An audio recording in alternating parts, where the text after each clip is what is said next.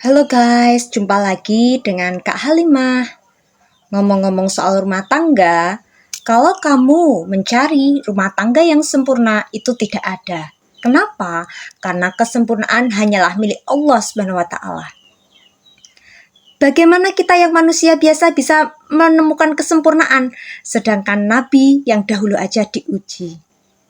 Keluarga itu pasti diuji, entah diuji lewat anak yang sulit dinasehati, bandel, sering bikin ulah, atau lewat mertua yang julid, lewat pasangan yang susah dinasehati, lewat kemiskinan, kelaparan, atau bisa juga lewat penyakit.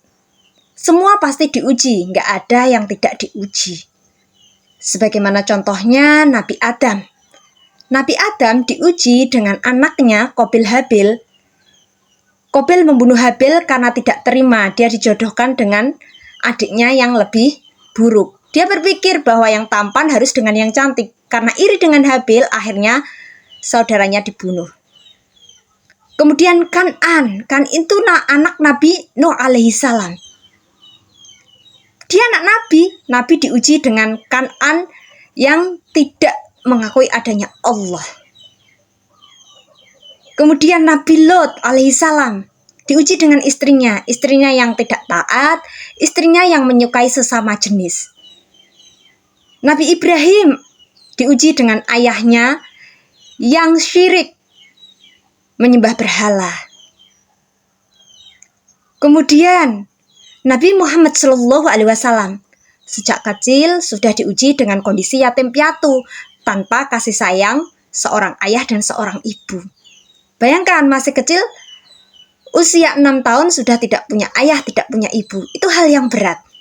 Tapi beliau bisa berdiri kokoh, kuat, dan mengayomi mandiri untuk dirinya sendiri.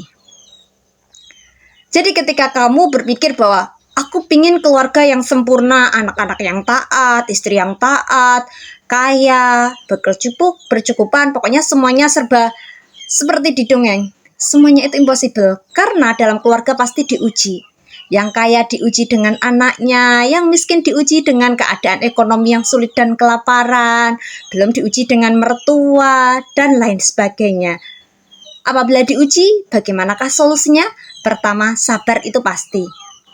Kedua, fokus pada solusi. Ketika kita menghadapi masalah, jangan terpaku pada masalah. Fokus pada solusi, karena jarak masalah dan solusi itu dekat, seperti jarak dahi dengan sajadah kita sujud.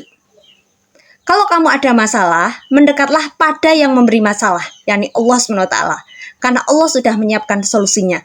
Kalau kita mau berusaha dan bertawakal, jangan semakin jauh pada Allah, karena Allah menguji, pengen kamu semakin beriman dan kamu semakin taat.